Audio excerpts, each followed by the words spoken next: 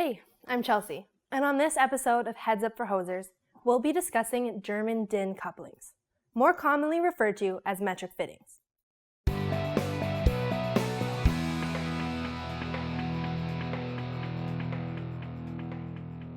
German DIN, also known as Deutsche Industrial Norm, is one of the most common couplings found in Europe today. It's so common that when a coupling is referred to as metric, it usually means a DIN coupling. DIN fittings can be found in two main styles, the 24-degree and the 60-degree.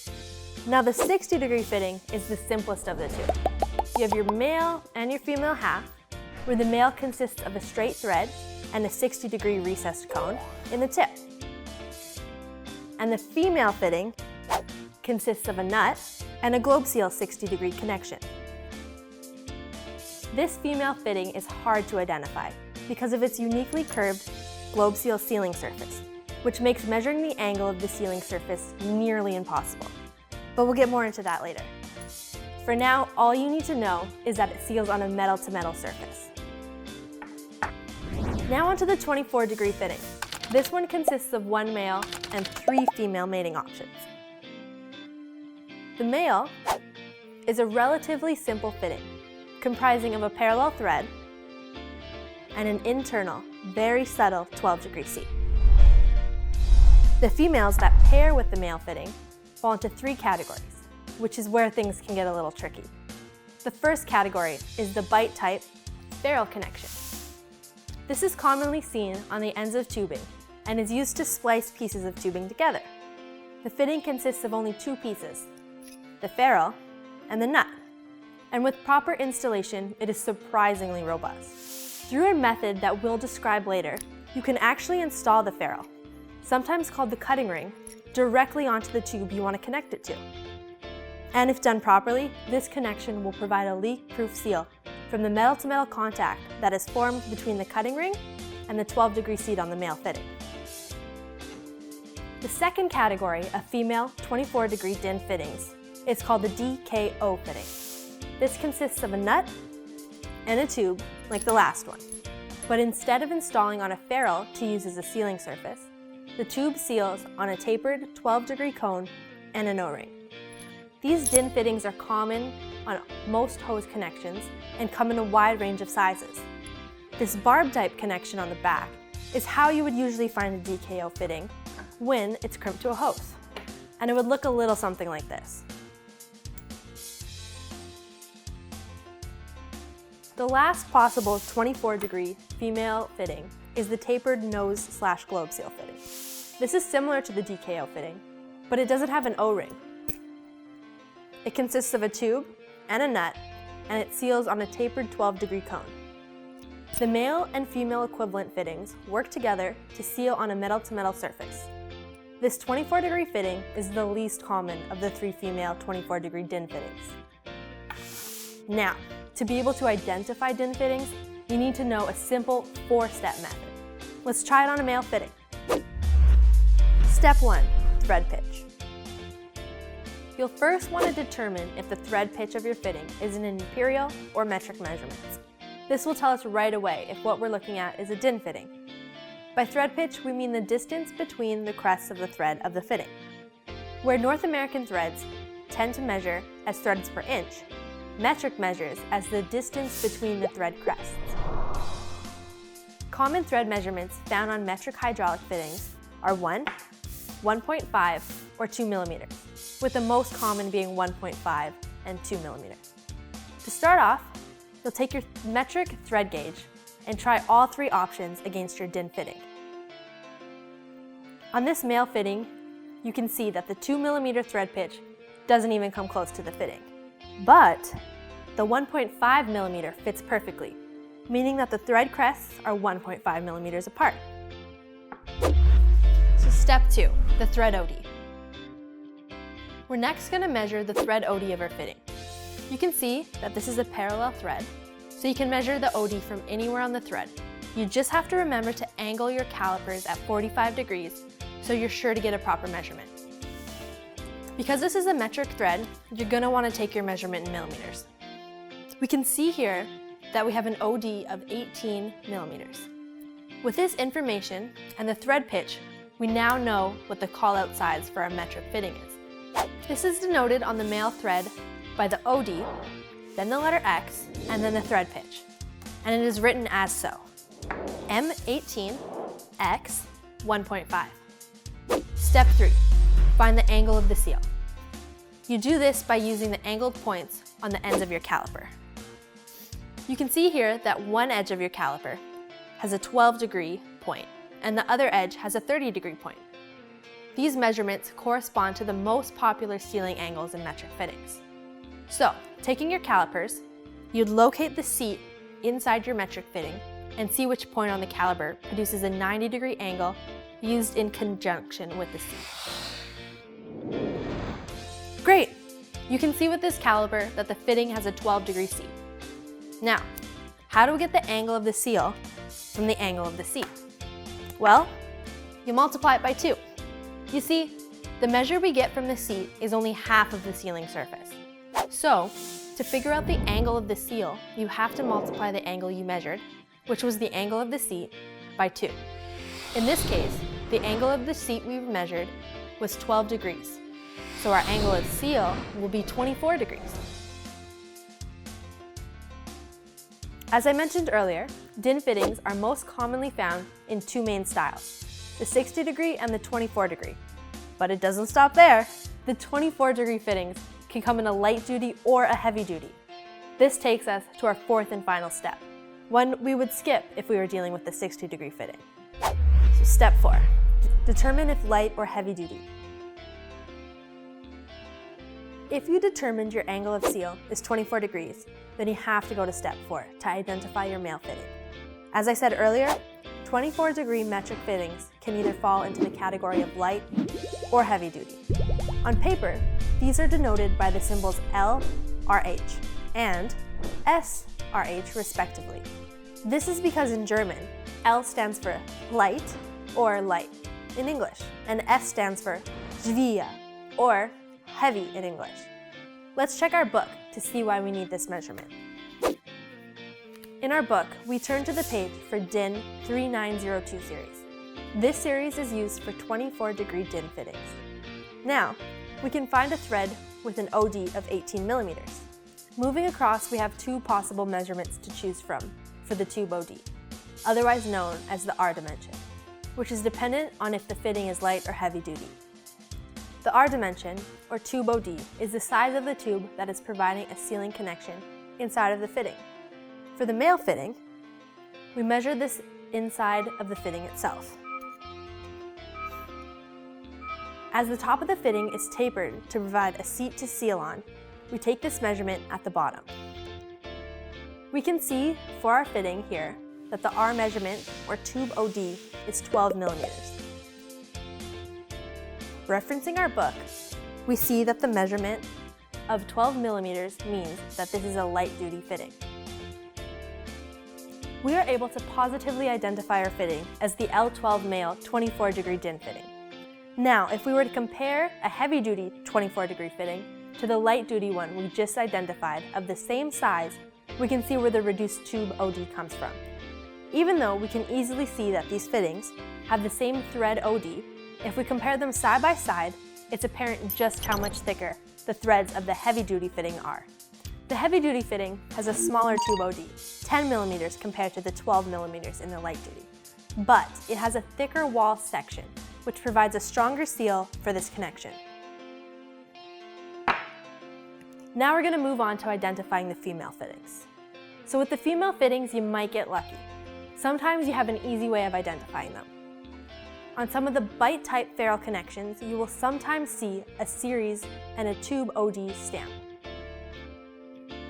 Using these measurements, you can reference this handy chart to quickly see what the metric thread of the fitting is, and therefore, what its call-out size would be.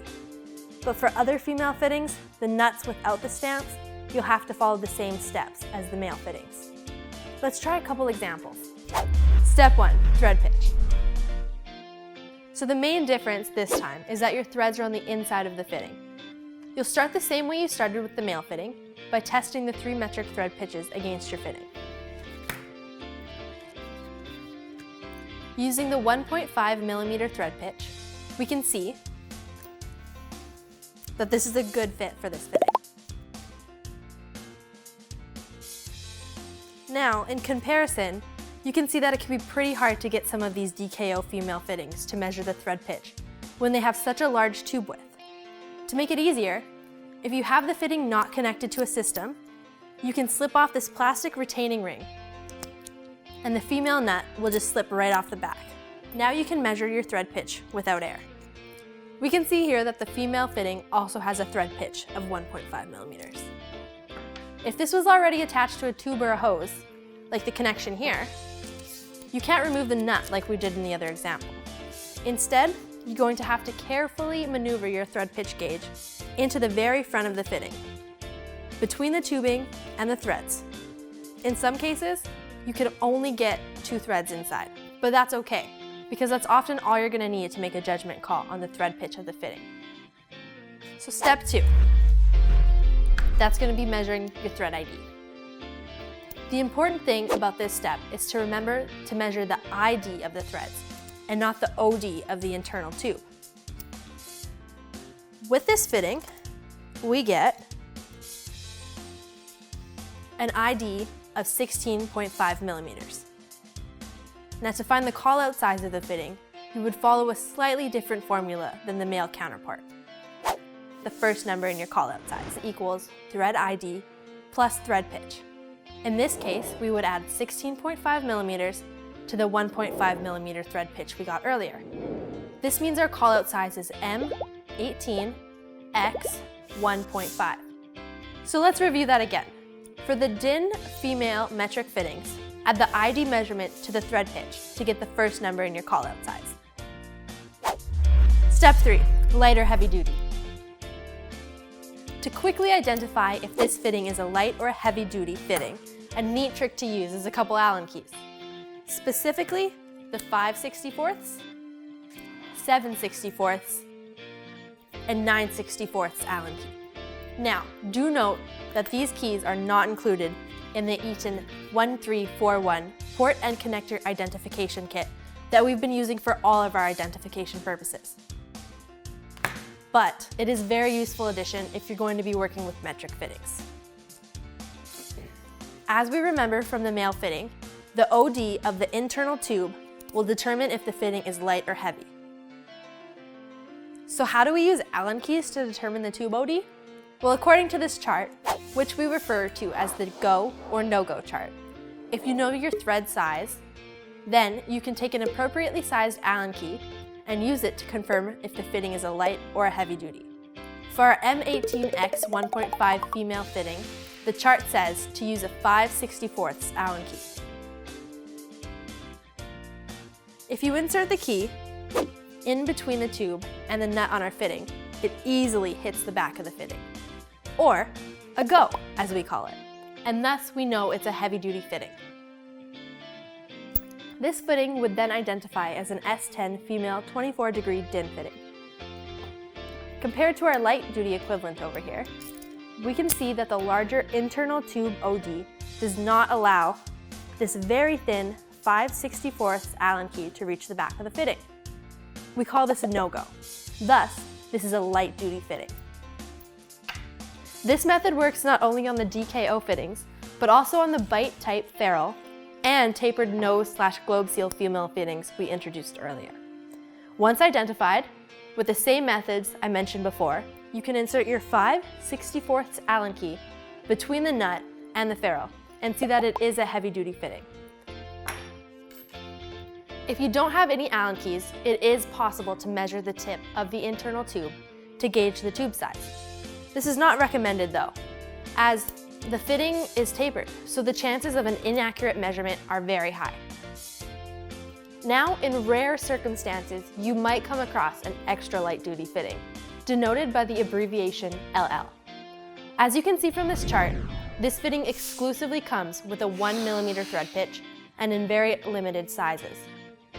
This means that if you're aware of this correlation, you will know you have an LL fitting just from the first step of measuring the thread pitch. Identification of the 60-degree male DIN fitting is almost exactly the same as its 24-degree counterpart, except for on the angle of the seat. On a 60-degree male fitting, you'll be confirming that a 30-degree seat is present. Once this is confirmed, the steps are the same in using the thread pitch and the OD to identify your fitting.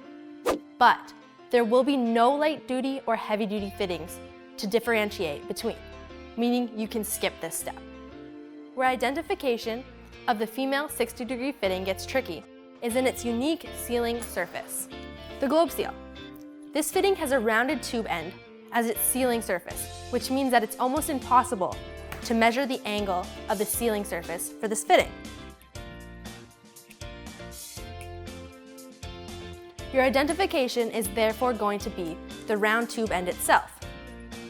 See, compared to this DKO fitting, you can see that there is no mistaking the uniqueness of this globe seal.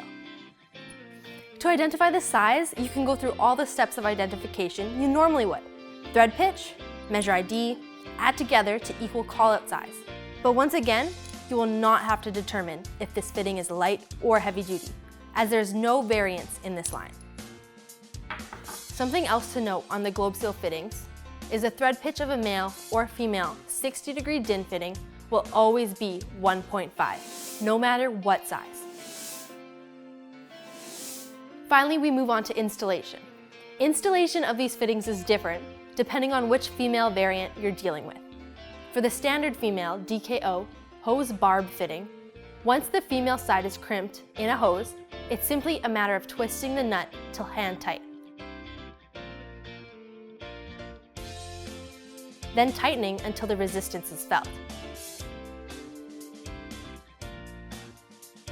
Do note, in some sizes, you can actually thread together heavy-duty and light-duty fittings, but you'll not get a proper seal.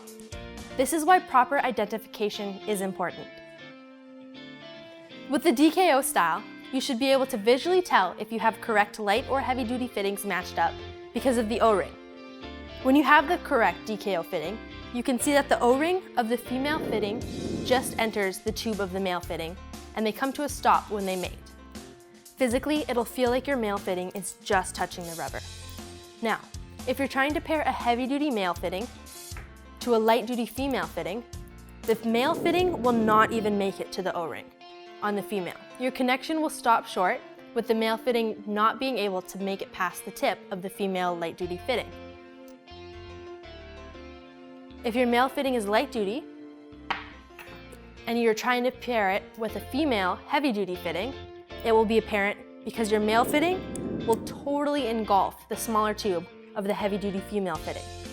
You will be able to physically feel that your male fitting does not come into contact with the O-ring at all, and instead, it will come into contact with the tube at the back of the nut. Without your fitting sealing on the O-ring, you will not have a secure connection, and your fittings will leak. For the bite type ferrule fittings, there's a bit more setup required. To assemble these fittings, you have to follow a 4-step method. Step 1. The first step in assembly is to cut the tube length and then clean the tube. Step 2. Preset the cutting ring by initiating the bite into the tube. There are 2 ways to complete the preset, either manually or with a hydraulic preset machine. Hydraulic preset machine is recommended for assemblies with tube sizes greater than 18 millimeters. But for small sizes, like this example, the manual method will work just fine. Next, you're going to lubricate the threads of the fitting. The nut, the 24-degree seating surface on the male fitting, and the cutting ring. You're going to place your nut on your tube and then the cutting ring, and ensure each piece is facing the correct direction. The cutting ring should be oriented so your tube obtains a gradually tapered cone on the end that will be connected to your male fitting. Next, you'll thread the nut onto the fitting until it's finger tight. You'll press the tube firmly into the tube receptacle of the male fitting while doing so. You'll mark the nut and tube position for reference.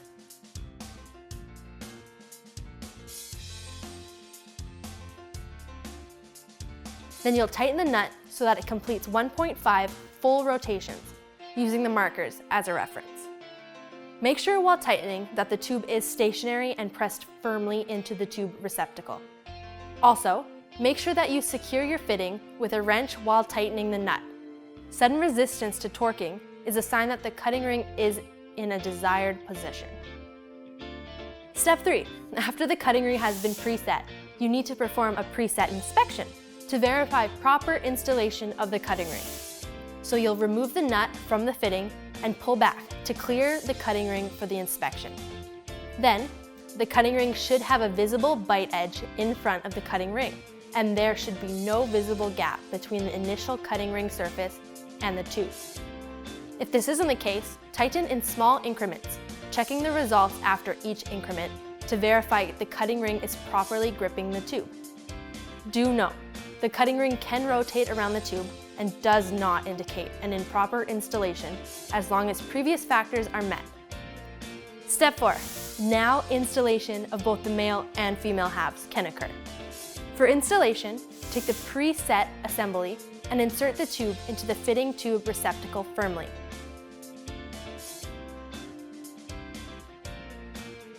Then tighten the nut with a wrench lightly until resistance is felt. Once this has been achieved, use one wrench to hold the fitting secure and use another to tighten the nut another 30 degrees, or 1/12 of a turn. This is equivalent to turning the nut from a state where the hex of the bolt is flat to where the sharp edge of the hex is now facing up. There you go! For such a small fitting, there sure are a lot of steps to make sure you have a secure connection. Now you can easily identify and safely install the most common DIN fittings out in the market today. Thanks for joining us on another episode of Heads Up for Hosers. And if you have any questions about our fittings, feel free to call in and ask one of our friendly order desk staff, and they'll be sure to help you out. Once again, I'm Chelsea, and thank you for joining us. Have a great Canadian day.